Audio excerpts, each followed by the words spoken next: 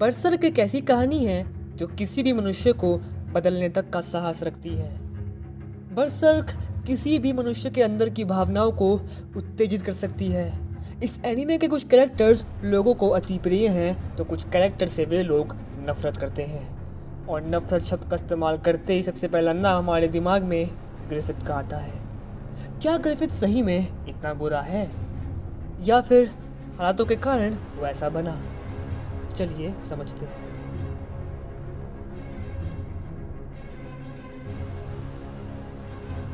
अगर हम ग्रिफिथ का बचपन देखें तो हमें पता चलेगा कि वो कोई नोबल परिवार से नहीं था। वो एक आम गरीब घर से था, परंतु उसमें कुछ अलग बात थी। उसका सपना साधारण नहीं था। उसका सपना इस दुनिया के टॉप पर पहुंचने का था, एक अपना साम्राज्य बनाने का था, सबसे ऊपर पहुंचने का था, इतनी ऊपर कि उस तक कोई पहुंच ही ना पाए। वो नहीं चाहता था कि कोई भी उसे नीची नज़र से देखे या उसे छोटा समझे। वो इस दुनिया के शीर्ष पर पहुंचना चाहता था, स्वयं एक ईश्वर बनना चाहता था। इसे हम प्लेटो की फिलॉसफी के थ्रू समझने की कोशिश करते हैं। प्लेटो के अनुसार पैसा, धन, दौलत, सुख, चैन, ये सब बेफिजूल की चीज़ें हैं। प्लेटो को इन चीज़ों से कोई मतलब नहीं था, कोई मोह नहीं था।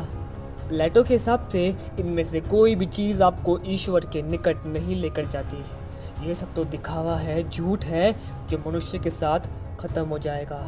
बल्कि जो चीज़ मनुष्य को ईश्वर के निकट लेकर जाती है वो है उसके ऊपर पहुंचने का जुनून, क्योंकि शीर्ष पर पहुंचना यह बताता है कि आप सर्वशक्तिमान हैं। शीर्ष पर पहुंचना यह बताता है कि आप ही भगवान हैं।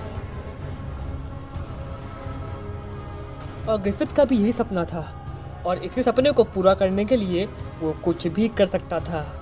कितने ही लोगों की लाशें बिछा सकता था। उसके सपने से पहले उसका जीवन अर्थहीन था, परंतु सपने के बाद उसके जीवन को एक अर्थ मिला, और इसीलिए वो अपने सपने के लिए किसी भी हद तक जा सकता था।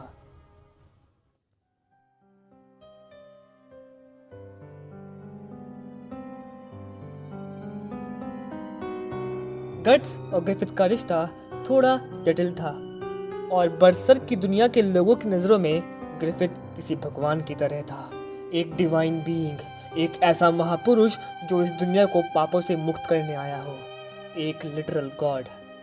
और ग्रिफिथ भी सबको खुद से नीचे ही मानता था। वो सब पर नियंत्रण पाना चाहता था और सबको कंट्रोल भी करता था। परंतु जब ग्रिफिथ गट्स से मिला तब चीज़ें बदलना शुरू हो गई। गट्स ने ग्रिफिथ को कभी ईश्वर के रूप में नहीं देखा। उसने ग्रिफिथ को हमेशा एक दोस्त की तरह देखा, और गट्स का ग्रिफिथ को एक साधारण मनुष्य की तरह देखना, एक साधारण दोस्त की तरह देखना ग्रिफिथ को उसके सपने से दूर लेकर जाने लगा। गट्स के साथ ग्रिफिथ अपने सपने को कुछ पल के लिए भूल जाता था, और इसी कारणवश ग्रिफिथ अपनी राह से भटक जाता है। जब ग्रिफिथ गट्स को बताता है कि वो ऐसे व्यक्ति को ही अपना दोस्त मान सकता है जो उसकी टक्कर का हो, उसकी बराबरी कर सके, तब गट्स ग्रिफिथ की बैंड ऑफ होप को छोड़ने का फैसला लेता है, ताकि वो ग्रिफिथ की बराबरी कर सके और सही मायने में उसका दोस्त बन सके। पर गट्स को अपने हाथों के नीचे से जाता देख ग्रिफिथ बौखला जाता है। पहली बार किसी पर नियंत्रण खोने के कारण वो एक गलत फैसला लेता है जो उसकी पूरी जिंदगी बदल कर रख देता है, और उसका पूरा सपना उसकी आंखों के सामने चूर चूर हो जाता है। अगर देखा जाए तो ग्रिफिथ एक नार्सिसिस्ट था। उसका सपना टॉप पर पहुंचने का था, परंतु जब उसने देखा कि उसके हाथ से सब कुछ जा चुका है, उसका सपना, उसके लोग, गट्स, तब वह एकदम टूट गया, बौखला गया, क्योंकि वह अपने से ऊपर किसी और को नहीं देख सकता था। ग्रिफिथ इस विचार को स्वीकार ही नहीं कर सकता था कि कोई और है जो उससे भी ऊपर है। वो इस हद तक टूट जाता है कि वो आत्महत्या करने तक की कोशिश करता है, परंतु फिर नियति अपना खेल दिखाती है।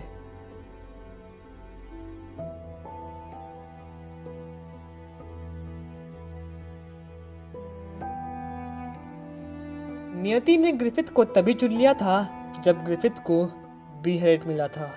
उसका महान बनना पहले से ही तय था। भले ही गट्स के कारण वह अपनी राह से भटका, परंतु नियति ने भी ऐसा खेल रचा कि अंत में वह फिर बीहरिट से जा मिला और फिर हुआ मौत का खेल। The eclipse. ताकत और इस संसार के शीर्ष पर पहुंचने की भूख ने ग्रिफिथ को अंधा कर दिया, इतना अंधा कि उसने अपने पूरे बैंड ऑफ हॉक की बलि दे दी ताकि वो खुद भगवान बन सके। उसने अपने सपने के लिए अपने सभी साथियों को मौत के घाट उतार दिया, और जब उसे शक्तियाँ मिली तब उसने सिर्फ गट्स को नीचा दिखाने के लिए, गट्स को ये दिखाने के लिए कि वो उसे छू भी नहीं सकता, इस संसार की हर एक चीज़ पर उसका हक है, वह गट्स के सामने काफ्का के साथ अभद्र काम करता है। मेरे हिसाब से ग्रिफिथ का इतना घिनौना काम करने का सिर्फ एक ही मकसद था कि वो गट्स को दिखाना चाहता था कि वो उससे कितना नीचे है, और गट्स चाहे कितना ही प्रयत्न कर ले पर ग्रिफिथ को छू भी नहीं सकता, जो कि काफी हद तक सच भी है। ग्रिफिथ बरसर की कहानी में एक ईश्वर है, गट्स का उसको हरा पाना लगभग नामुमकिन है, परंतु ग्रिफिथ का यह नीच और घिनौना काम करना उसकी मैं वाली सोच को दिखाता है। परंतु वो नियति के द्वारा चुना गया है, इस बात को नकारना यह भी गलत होगा। कुछ दिनों पहले तक मैं भी नियति में नहीं मानता था। मुझे लगता था कि आप मन लगाकर कार्य करते रहेंगे तो आपको सफलता मिल ही जाएगी, परंतु हकीकत में ऐसा नहीं होता। किसी को थोड़े से कर्म का बहुत सारा फल मिल जाता है तो किसी को उतना ही फल पाने के लिए सालों तक मेहनत करनी पड़ती है। नियति किसी का पक्ष नहीं लेती, वह बस इच्छानुसार चुनती है। हालांकि इंसान का धर्म है कर्म करना, तो कर्म करना मत छोड़िए, फल देरी से ही सही पर मिल जाएगा।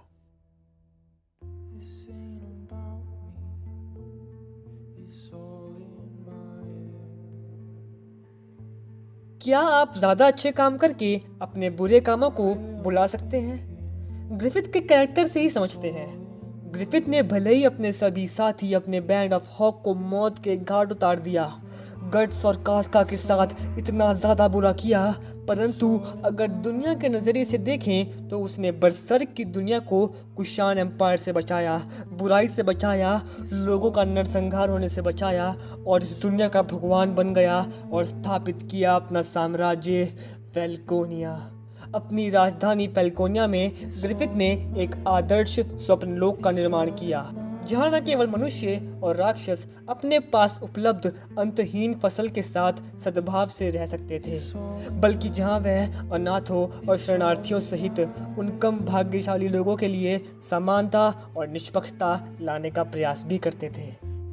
अब अगर दुनिया के नजरिए से देखा जाए तो ग्रिफिथ किसी ईश्वर से कम नहीं है, परंतु गट्स की नजरों में वह एक राक्षस है, एपिटोम ऑफ ईवल।